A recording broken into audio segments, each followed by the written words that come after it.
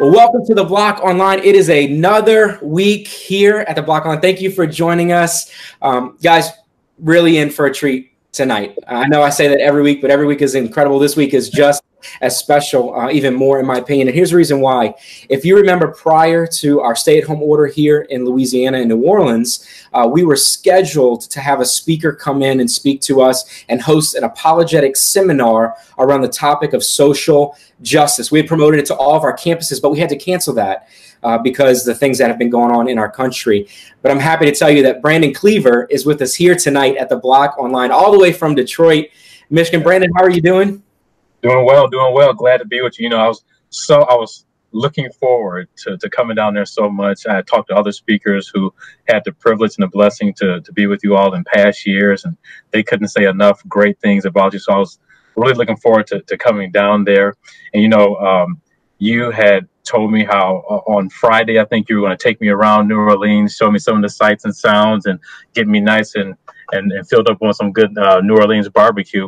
And I was going to do my best to try and persuade Drew Brees to come up here to the Detroit Lions, but all of these plans got changed. So yeah, well, maybe the Lord stepped in and said that wasn't going to happen. So okay. Anyway, let me introduce Brandon to you guys who are with us tonight online. Brandon Cleaver, he's an itinerant speaker at RZIM. He graduated from Michigan State University with a major in journalism and a minor in sociology, and recently completed a master in Christian apologetics from Biola University, while currently working on a Master of Divinity with a specialization in interdisciplinary studies at the Moody Theological Seminary. Brandon, he speaks on topics such as slavery in the Bible, culture and Christianity, ethics, urban issues, and various worldviews. And so once again, Brandon, thank you so much for being with us. I want to jump right in. We're in this middle of this series, as you know, questions that need answering. And so what we're going to do is we got some questions from our people, and I just want to go ahead and punt those questions to you tonight. And we'll start off right away with the first question. Had to deal with the racial tension that is going on around the verbiage used with the coronavirus in the beginning of this thing. Even now, some are referring to this as the Wuhan virus, and that language has caused some dissension within communities. So my question is this: so how can believers show love to our brothers and sisters and not put this virus into a compartment? Yeah, that's such a great question, Pastor Stephen, and I'm glad that in your congregation are thinking about that, and that's on their hearts and minds. There's no doubt that there's been that the rhetoric around that phrase has inflamed a lot of racial tensions. There's been a surge. Actually, the FBI has said there's been a surge in hate crimes, specifically against our Asian American brothers and sisters. So even as I use the word brothers and sisters, that should incline our hearts towards having empathy and sympathy for them. You know, there's some stories that I had heard about around this as well. There was this family that was in Sam's Club. I think it was a family of three. All three of them had been attacked and stabbed. And this family included a 2-year-old and a 6-year-old. And the assailant attributed it to them being of Asian descent and some issues with the virus as well. So again, back to this dangerous rhetoric. There's also this Asian man who was destitute, and he was just going around looking for cans and things like that, and he was attacked. And you see on the video that he started crying. It just breaks my heart to see it. And then finally, there was a teenager I saw, that Asian American teenager who was bullied in school right when the virus started happening, and some of the stay-at-home orders were in effect, but schools were still going on. So there's no doubt that our Asian American community, brothers and sisters, have just been besieged by hate crimes associated with the virus and the rhetoric that's been used. So I think your question is a good one. You know, how can we come alongside them? How can we show love to our neighbors during a time like this? I think first thing that we need to do is pray. We need to pray for the victims. I can't tell you, particularly being someone like you mentioned, who's really into social justice issues, who particularly as it pertains to the African-American community, although I do read more widely. I'm reading some books right now on Native American community and some things that they've gone through as well. But I've seen that bitterness can be a poison to our hearts. And I fear that it's particularly for those who have been victims, or for those in the community who know someone who have been victimized, their hearts can be embittered toward not only that individual, rightfully so to a certain degree, but also to people who look like that, people from that community. And so I want to pray for the victims. First of all, that hopefully whatever physical ailments they receive, that God heals them of those, but also that God heals and sustains them in a spiritual and emotional way as well. And I think that we should also pray for the assailant, because whatever was in their heart to make them lash out in such an ugly and vile way, only I think the love and comfort that can come from Jesus Christ can change that within them. So I think we need to start by praying for both parties. Also, we need to have an embrace of this practice of lament. Growing up in church, I didn't hear much about lament, other than it was that one Bible book that we would kind of pass over, Lamentations. No one really wanted to read that. But I think that I started to think more about this as I wrote an article recently on rgim.org. It's called A Lenten Lament. So I kind of wove together these themes of Lent, lament, and the complexities of the coronavirus. And as I did that, I started to think more about this practice. So lament is this idea of voicing our pain, our sorrows in this raw and real way. And I think there's two ways to lament. There's an inward way and there's an outward way. Now, inwardly, it's more individual. Something's been done to me, or I'm feeling a certain way. And so I'm expressing to God how I'm feeling about whatever the situation is. The outward lament is where this is a more communal lament. And I think this is one that we need to embrace in a time like this. How can I lament with my brother and sister, particularly in the context of your question, my Asian brothers and sisters who are going through this time of experiencing hate crimes, who's experiencing going to the grocery store and getting these weird stares, or having people say expletives toward them or about them. The Bible says, I believe it's in Romans, to rejoice with those who rejoice and weep with those who weep. And that's the type of posture I think that we need to have. So we need to embrace prayer. We need to embrace lament. Another thing is we need to embrace this idea of diversity. Naturally, I think a lot of times we're inclined to feel more comfortable with those who look like us, perhaps those who talk like us. But as Christians, as believers, we have to really supplant in our minds and our hearts that God created all people, and that his kingdom will be this beautiful mosaic of people from every tribe, tongue, language, and nation. So we're going to have probably more people that don't look like us as part of this eternal family and kingdom. So how are we embracing diversity during this time? We need to take it upon ourselves to learn about other cultures. Right now, a lot of people are doing a lot of reading, staying at home, or perhaps you're watching documentaries on Netflix or whatever it might be. I'll pose this question to your congregation as I pose to myself and to my friends. What are you reading? Who are you reading? Are you reading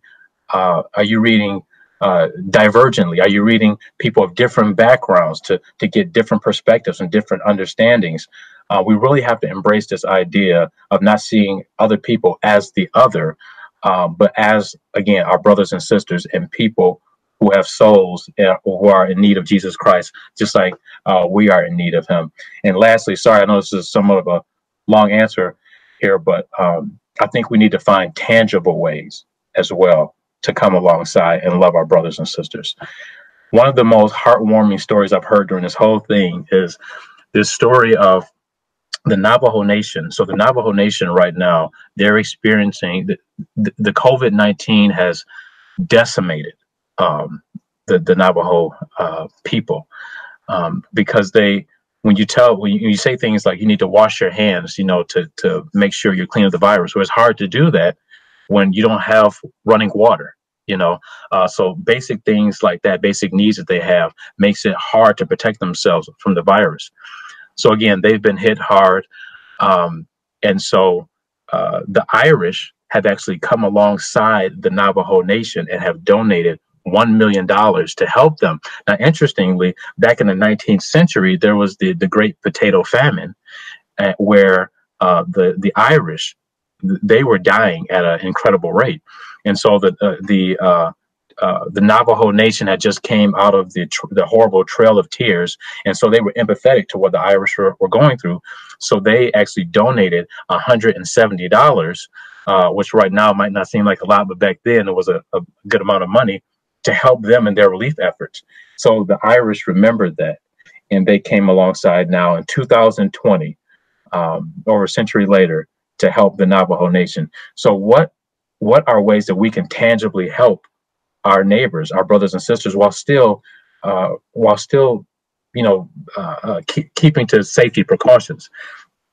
Just a few weeks ago, I have an elderly couple across the street from me, and I went with my mask and everything on, and I told them, hey, I normally go to the grocery store every once a week or a week and a half. I would love to help you and do any grocery shopping, because we know our elderly community are more susceptible to the complexities of the virus. So I told them, hey, if you need me to pick up groceries, I'd be more than happy to. We can work that out.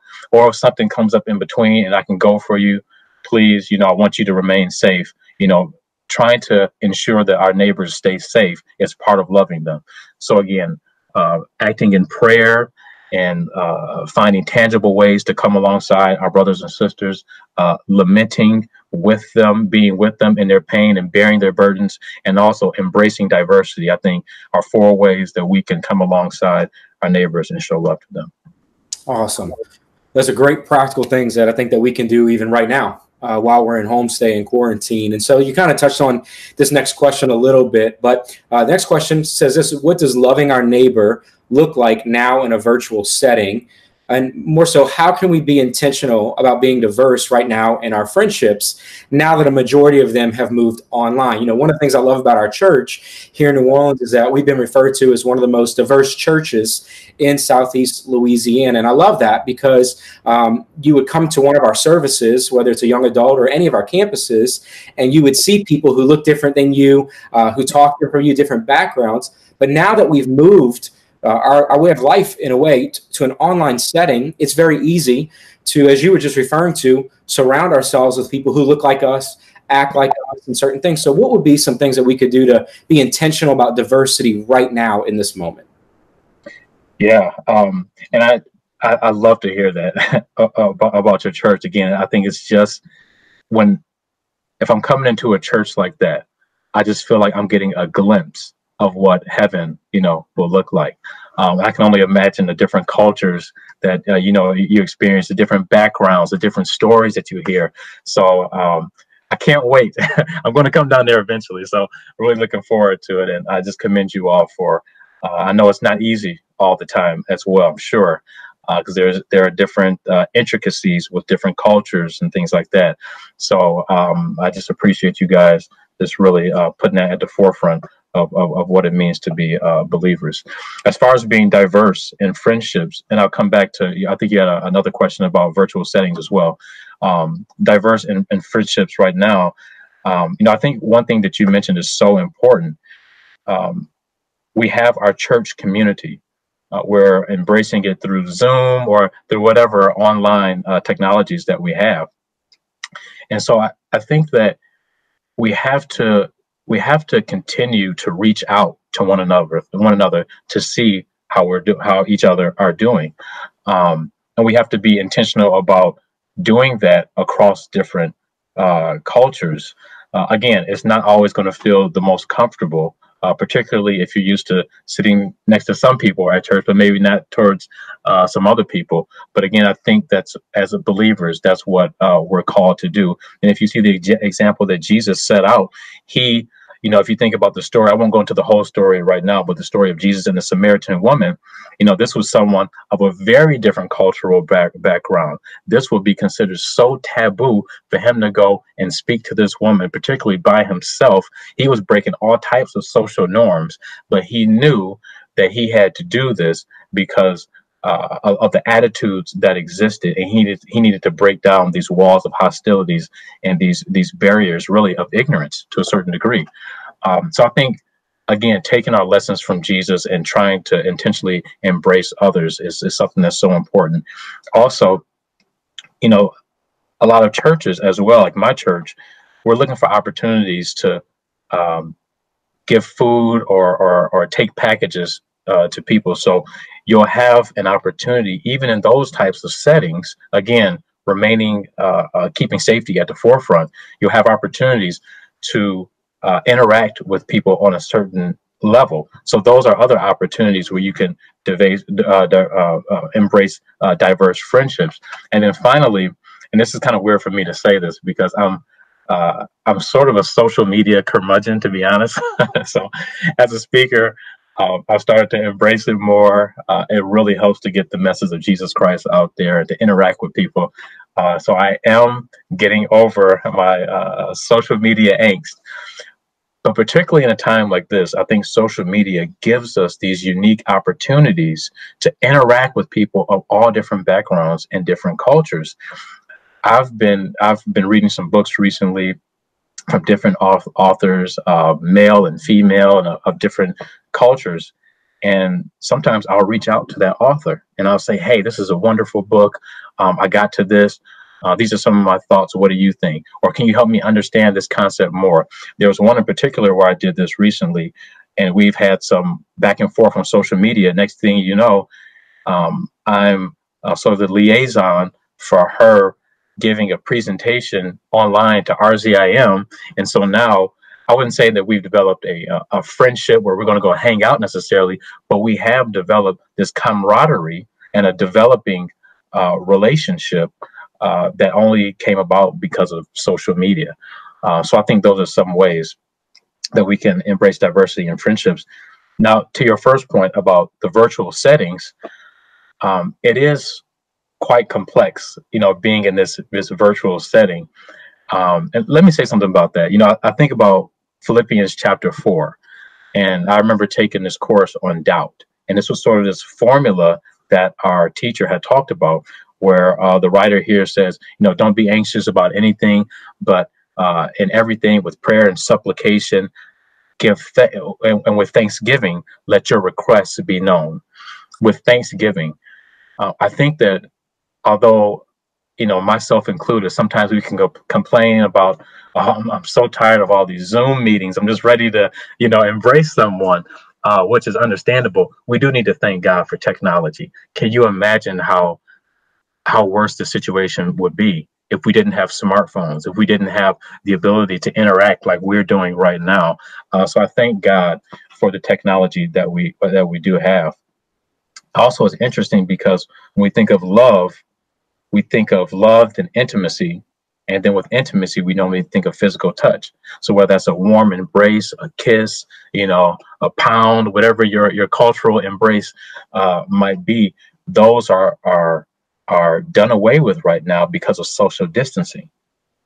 But just because we're socially distanced doesn't mean we have to be socially detached. So we can still attach ourselves to one another in various ways. And that's by, like I said before, checking on each other, doing things like this, communicating. I saw a good friend of mine, he celebrated his 38th birthday, and a bunch of our friends had balloons, and they just drove by his house beeping their horns. And that, like, he did a whole, he talked on Facebook Live for a few minutes about how gracious that was and just how warm that made him feel. So there's opportunities, even in virtual settings, to check up on people, to love them, and really still engage in friendship and fellowship. Man, thank you so much for that answer. That's definitely helpful, for sure. Somebody wrote in about the new normal that we're about to encounter. And here in New Orleans, our homestay is right now up in the air to be completed by May 15th, where we'll start a process of a new normal.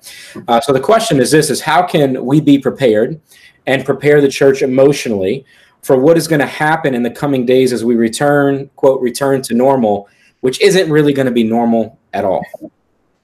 Yeah, that is such a good question. It is peculiar, right?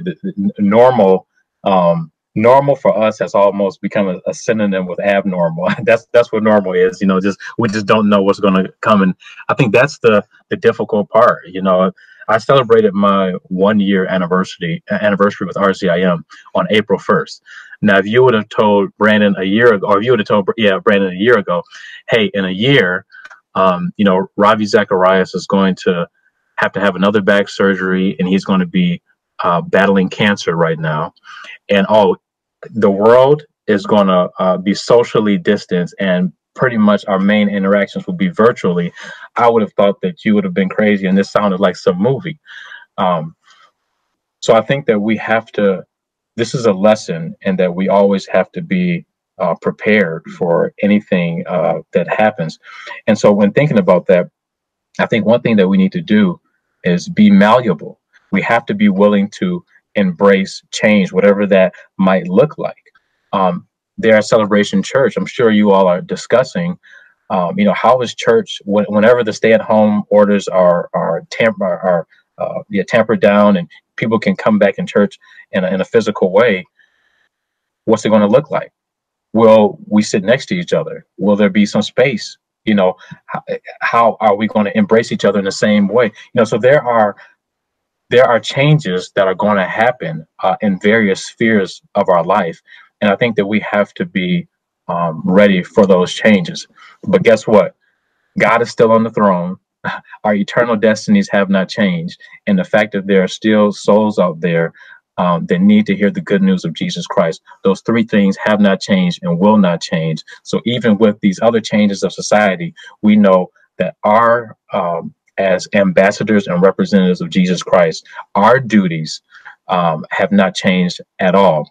Also, in Luke, I think chapter 6, Jesus says, "Be merciful, just as I am merciful." So we need to have this attitude and this disposition of grace towards one another, because there's going to be a lot of changes. There's going to be a lot of decision making, particularly like people like you or pastors who are going to have to make different decisions. And perhaps some are going to sit well with some people, some aren't going to sit well with some people. But I think that we need to have grace towards our leaders and trust them to try and make the best decisions they can make as they seek to honor God and honor each other by trying to keep us safe and still loving on us. So we need to have grace towards our leaders and grace towards one another, because some people are very scared right now. Some people are in a state of solitude, of despair. Some people have the opposite, where they have a big family at home and really they just want to get out and have a breath, So we need to empathize and sympathize and have that grace towards one another. Thirdly, I would say, be malleable, have that grace. Thirdly, I would say we need to operate out of love and not fear. The sociologist Rodney Stark wrote this. He's written a number of incredible books. He's not a Christian. I believe he's an agnostic. But he wrote this one book called Rise of Christianity. And he talked about the time in which Christianity was on its biggest incline, was when Christians were going out of their way to help their neighbors. And, it goes back to God's call with the Israelites initially to be a light to the other nations so that they will desire me. And that's what happened. So we have to remember that we're the hands and feet of Jesus right on this earth. So we have to, although, again, stay safe, protect your family, but remember to operate out of love and not fear. And lastly, I would say we need to fix our eyes towards Jesus. Actually, let me do this if you don't mind. It's good to paraphrase Bible verses, but sometimes it's just good to open up and just read it. I just want to read one quick verse here from John chapter 16, verses 33. Here Jesus says, "These things I have spoken to you, that in me you may have peace.